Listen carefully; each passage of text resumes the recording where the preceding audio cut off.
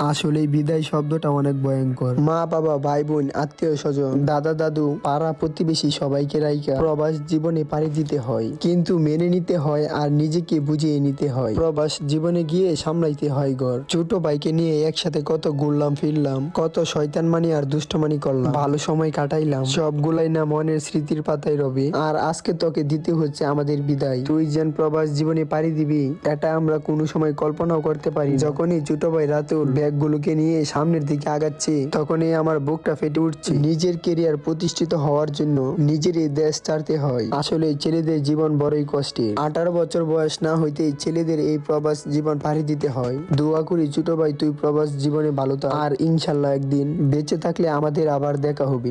অবশেষে আমাদের সবাইকে রাইকা চলে গেল ভিতরে। যে বিমান দেইকা ছোট ভাই আগেই ভয় পেত, সেই বিমানে আজ তারাই উঠতে হয়। আগে দেখতাম পাখি আকাশে উড়ে, আর এখন মানুষ পাখি হয়ে উড়ে যায় ওই দূর প্রবাসে। দোয়া করি যাতে তুই ওই দূর প্রবাসে ভালোভাবে পৌঁছতে পারিস। প্রবাস জীবন সুখের হোক ও আনন্দময় হয়ে উঠুক, আমিন।